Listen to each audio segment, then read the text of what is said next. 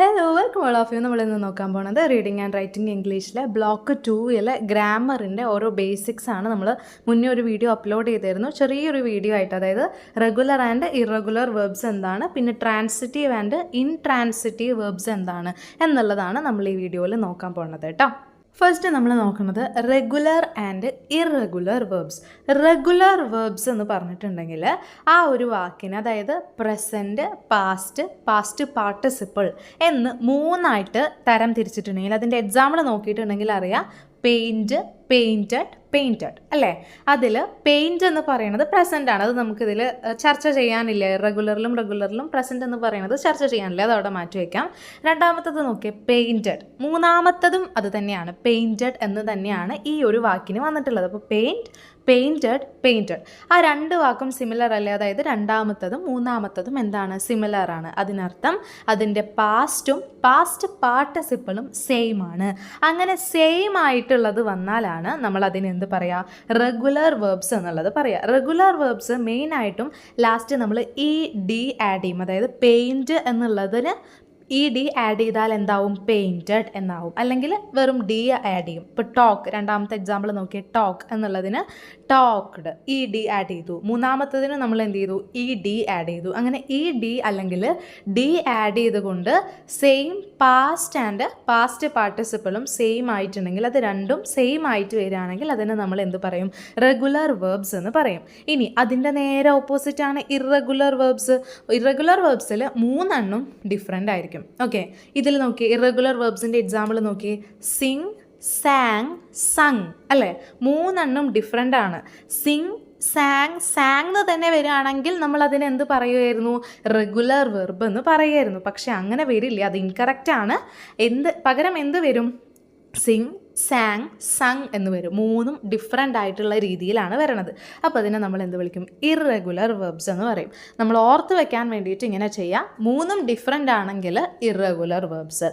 അറ്റത്തെ രണ്ടെണ്ണം, അതായത് അവസാനത്തെ രണ്ടെണ്ണം സെയിം ആയാൽ റെഗുലർ വെർബ്സ്. അങ്ങനെ ഓർത്ത് വെക്കുക കേട്ടോ. ഇങ്ങനെ നിങ്ങൾക്ക് എക്സാമ്പിൾ തന്നിട്ട് ഇത് റെഗുലർ വെർബാണോ ഇറഗുലർ വെർബാണോ എന്ന് എഴുതാനായിട്ട് വരും. അല്ലെങ്കിൽ സിങ് എന്നുള്ളതിൻ്റെ പാസ്റ്റും പാസ്റ്റ് പാർട്ടിസിപ്പിളും എഴുതാനായിട്ട് വരും. അപ്പോൾ സിങ് എന്നുള്ളതിൻ്റെ എന്താണ്, സാങ്. പിന്നെ പാസ്റ്റ് പാർട്ടിസിപ്പിൾ എന്താണ്, സങ്. Rise, rose, risen. കണ്ടോ, മൂന്നും ഡിഫറെൻ്റ് ആണ്. Draw, drew, drawn. കണ്ടോ, അതിൽ മൂന്നും ഡിഫറെൻ്റ് ആണ്. ഓക്കെ, റെഗുലർ വെർബ്സിൽ അറ്റത്തെ രണ്ടെണ്ണം സെയിം ആയിരിക്കും, അവസാനത്തെ രണ്ടെണ്ണം സെയിം ആയിരിക്കും. ഇറഗുലർ വെർബ്സിൽ മൂന്നെണ്ണവും ഡിഫറെൻ്റ് ആയിരിക്കും എന്നുള്ളത് ഓർത്ത് വയ്ക്കുക. ഇനി transitive and intransitive verb. Transitive verb എന്ന് പറയുന്നത്, അതായത് എന്തെങ്കിലും ഒരു കാര്യം പറഞ്ഞു കഴിഞ്ഞിട്ട് linked the subject with the object. സബ്ജക്റ്റായിട്ട് ഒബ്ജക്റ്റ് എന്ത് ചെയ്യുക, ലിങ്ക് ചെയ്ത് കിടക്കുക. അതിനെയാണ് നമ്മൾ എന്ത് പറയണത്, ട്രാൻസിറ്റീവ് വെർബ് എന്ന് പറയുന്നത്. ട്രാൻസിറ്റീവ് വെർബിൽ നമുക്ക് ഒബ്ജക്റ്റ് അത്യാവശ്യമാണ്. അതായത് നിങ്ങൾ നോക്കിയേ, എക്സാമ്പിൾസ് നോക്കിയിട്ടുണ്ടെങ്കിൽ കറക്റ്റായിട്ട് മനസ്സിലാവും.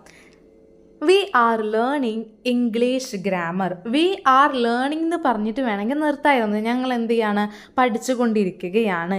എന്താണ് പഠിച്ചത് എന്നുള്ളത് അവിടെ മെൻഷൻ ചെയ്യുകയാണെങ്കിൽ അതെന്താണ്, ട്രാൻസിറ്റീവ് വെർബാണ്. അതായത് വി ആർ ലേണിംഗ് എന്ന് പറഞ്ഞിട്ട് അവിടെ നിർത്തുകയാണെങ്കിൽ, ആ സെൻറ്റൻസ് അവിടെ സ്റ്റോപ്പ് ചെയ്യുകയാണെങ്കിൽ അത് intransitive verb ആയേനെ.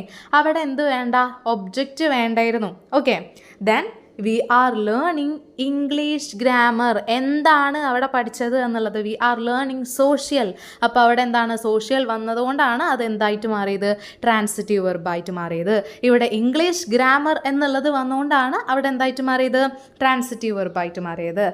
Manu is speaking about his friend. Manu സംസാരിക്കുകയാണ് എബൌട്ട് ഹിസ് ഫ്രണ്ട്, ആളുടെ ഫ്രണ്ടിനെ പറ്റിയിട്ടാണ് സംസാരിച്ചുകൊണ്ടിരിക്കുന്നത്. അപ്പോൾ മനു സംസാരിക്കുകയാണ് എന്ന് മാത്രം പറയുകയാണെങ്കിൽ അത് ഇൻട്രാൻസിറ്റീവ് വെർബായേനെ. മനു സംസാരിക്കുകയാണ് എബൌട്ട് ഹിസ് ഫ്രണ്ട്, അയാളുടെ ഫ്രണ്ടിനെ പറ്റി സംസാരിച്ചുകൊണ്ടിരിക്കുകയാണ്. അപ്പോൾ ആ എബൌട്ട് ഹിസ് ഫ്രണ്ട് കൂടി വന്നപ്പോഴാണ് അതെന്തായിട്ട് മാറിയത്, ട്രാൻസിറ്റീവ് വെർബായിട്ട് മാറിയത്. അല്ലെങ്കിൽ അതെന്തായിരിക്കും, ഇൻട്രാൻസിറ്റീവ് വെർബായിരിക്കും. He is sleeping. കഴിഞ്ഞു. എവിടെയാണ് he sleeping in the bed, എവിടെ വേണമെങ്കിലും കിടന്ന് ഉറങ്ങിക്കോട്ടെ, ഹീ ഈസ് സ്ലീപ്പിംഗ് എന്ന് മാത്രം പറയുകയാണെങ്കിൽ അതെന്താണ്? ഇൻട്രാൻസിറ്റീവ് വെർബാണ്.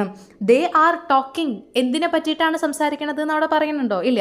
ദേ ആർ ടോക്കിംഗ് എന്ന് മാത്രമേ പറയുന്നുള്ളൂ. അപ്പോൾ അതെന്താണ്?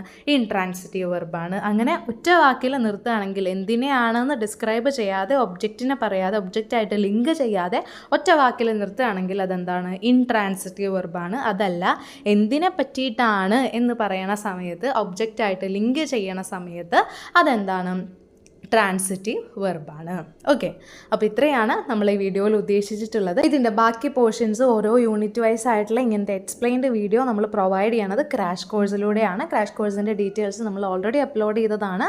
ചേരാൻ ആഗ്രഹമുള്ളവരാണെങ്കിൽ നമ്പറിലേക്ക് ഒന്ന് മെസ്സേജ് അയച്ചാൽ മതി കേട്ടോ. താഴെ കൊടുത്തിരിക്കുന്ന നമ്പറിലേക്ക് ഒന്ന് മെസ്സേജ് അയച്ചാൽ മതി. പിന്നെ നിങ്ങളുടെ ഫ്രണ്ട്സിനെല്ലാം ഷെയർ ചെയ്യുക, ലൈക്ക് ചെയ്യാനും സബ്സ്ക്രൈബ് ചെയ്യാനൊന്നും മറക്കരുത്. അപ്പോൾ താങ്ക് യു.